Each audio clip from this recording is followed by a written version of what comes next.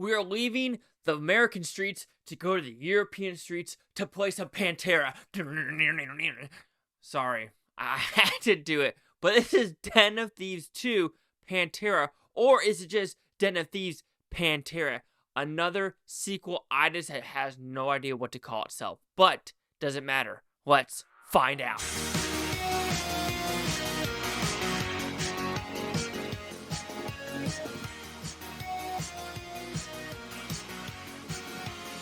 Chase Lee Hockey here with the Blue Futon reviewing Den of Thieves 2 Pantera. What's about pretty simple premise now. It's Gerard Butler and O'Shea Jackson. And are they going to team up like the trailer says? Are there going to be twists and turns throughout? What happened to his old crew from the first movie? Where is this in the timeline? So, did I like this film? I think I did. So, if you are expecting a non-stop action spectacle through and throughout, you are not going to get it. What you're going to get is a thorough character study about new people trying to rob this vault in France and how they're going to do it. How does the Italian mafia get involved? And all these other characters of double-crossing the cops from the United States, the French, cops and everything like that. So, when comparing this to the first film, because I just rewatched the first film, so the OG crew, like the Samoan and that black lady that was in the cafeteria, they're gone. They're gone. So that makes me wonder, because how that one ends is they're in England with a diamond exchange across the street, but now we're in France with a diamond exchange as well. So I don't know what happened, where this is in the timeline. Like, is it a 7-year hiatus where Gerard Butler has been trying to find O'Shea Jackson Jr.'s character for 7 years? I don't know. The story road doesn't say where we're at in the timeline.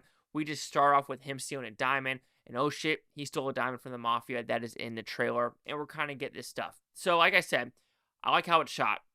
Usually when you have these European movies, you do have fantastic cinematography, you have fantastic landscape, fantastic scenery, buildings, etc.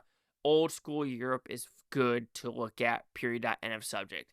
And if you're, like I said, if you're looking for a character study between Gerard Butler and O'Shea Jackson Jr., you're going to get it. You're going to get deep dives of what they're going through, why Jackson is who he is, why Butler is who he is in this movie. It is 2.5-ish hours, so you do kind of feel the runtime with that, because that is the first 2 acts. You're really not going to get a lot of action. You might get 1 or 2 fist fights, but other than that, you're going to get how they're going to get from point A to point B, how they're going to steal the stuff, and the different dynamics they are going through. Also, you're going to understand this new crew, and if some of the new crew is going to stay with them, backstab, and do things like that. So I did like that dynamic.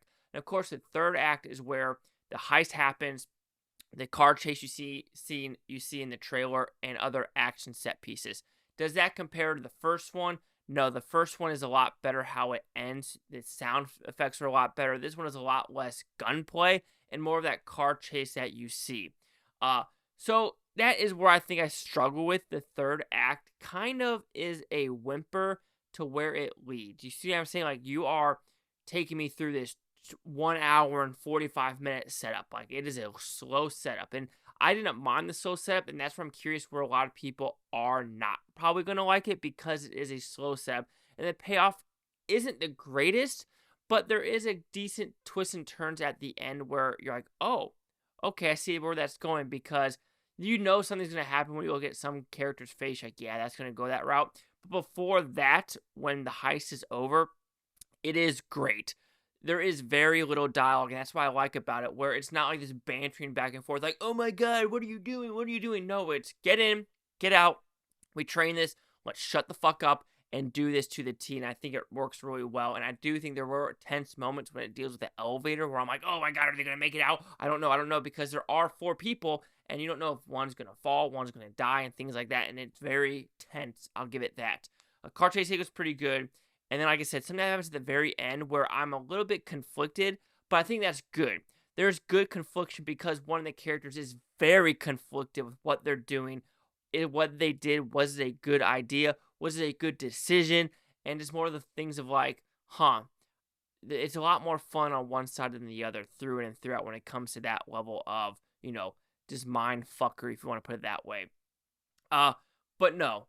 That's why I think where a lot of people are going to struggle with this movie, though, is the first 2 acts are kind of slow, and it gets to a nice third act, but some people might not like the payoff as well as the action set piece. You're probably expecting something more gravitas, something more Michael Bay, something even more heat-ish.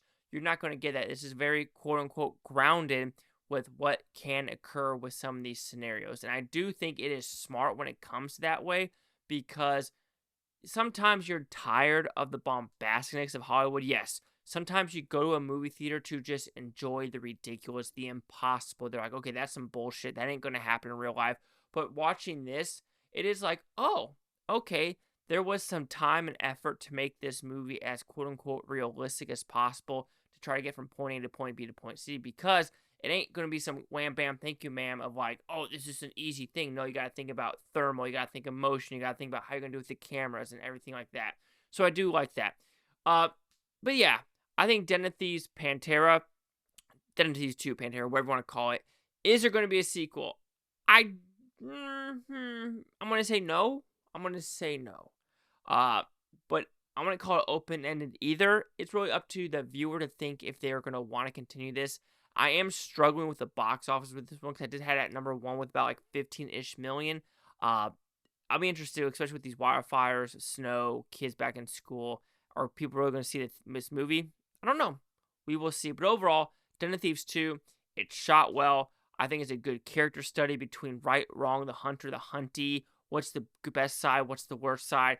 Is it okay to switch sides? What do you need to do to like clear your conscience of what you're doing and why people are in the scenarios they are in at this moment in time? Pacing, some people are going to be kind of bored with the pacing. I understand that. Third act, pretty good. But yeah, again, the payoff, it is fun. But then I'm like, for 2.5 hours, I think I needed a little bit more like gravitas overall. But I think overall I did have a decent, well enough time. So Den of Thieves 2, Pantera will receive a 3.5 out of 5 with Futons, which equals at 70%. Let's see what the critics' news scores gave this one. I feel a lot of changes are going to happen, but right now we're at a 75%. That's pretty impressive, with 16 of them, fewer than 50, nothing there, no critic consensus. So I am intrigued where the audience score and critics are going to go, because right now it's doing a lot better than the first one with the critics right now. And so on the betting odds, actually, I'm curious. On Kalshi, that's where I'm betting for Debbie Moore to win. Right now it has, if you go to movies, I think it actually has Rotten Tomatoes scores. So right now it is at above a 55%. This is 74% chance, above a 60, 60% above a 65, 41%. Interesting odds. But yeah, interesting. Chase like here, the Blue Futon. Like, comment, subscribe. Let me know things, Bluetontopia. You Blue Futon, stay watching for great down. Watch us take tomorrow week from our month. And you're forever secret freak one of you. And that's where you're at right now with the odds for that to get above that percentage.